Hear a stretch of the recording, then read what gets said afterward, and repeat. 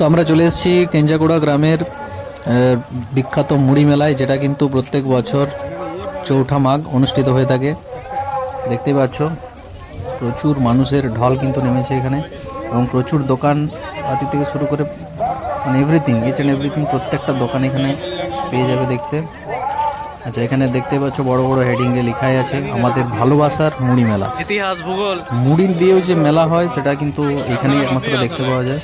দেখতে পাচ্ছ প্রচুর খাবারের কিন্তু এখানে সম্ভার রয়েছে।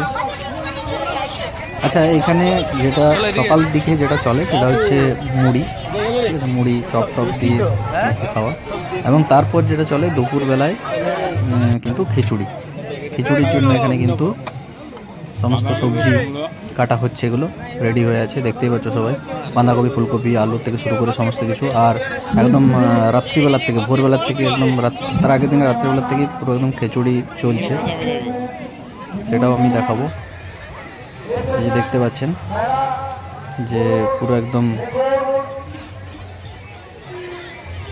চৌবাচ্চা ভর্তি কিন্তু খিচুড়ি। এটাই দুপুরে সবাইকে মোটামুটি মেলাতে প্রায় প্রচুর পরিমাণে ভিড় আছে, মানুষদেরকে সেগুলো খাওয়ানো হবে। এখানে একটা শিব মন্দির,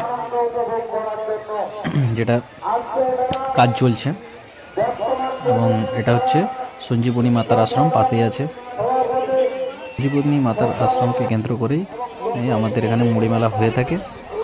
এবং মুড়ি মেলাটা অ্যাকচুয়াল যেটা হয়, মুড়ি খাওয়াটা, সেটা একদমই নদীর চরে। দেখতে পাচ্ছ সবাই কিন্তু এখানে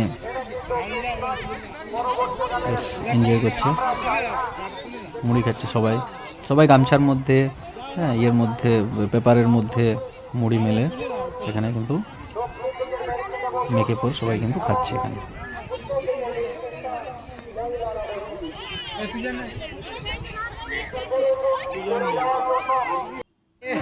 মুড়ি মাখা হচ্ছে সবাই মিলে,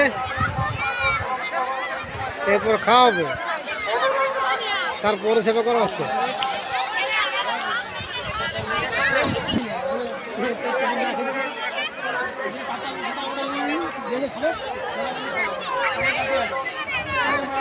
তো ফার্স্ট টাইম এলাম মুড়ি মেলায়, এবং এসে খুবই ভালো লাগলো।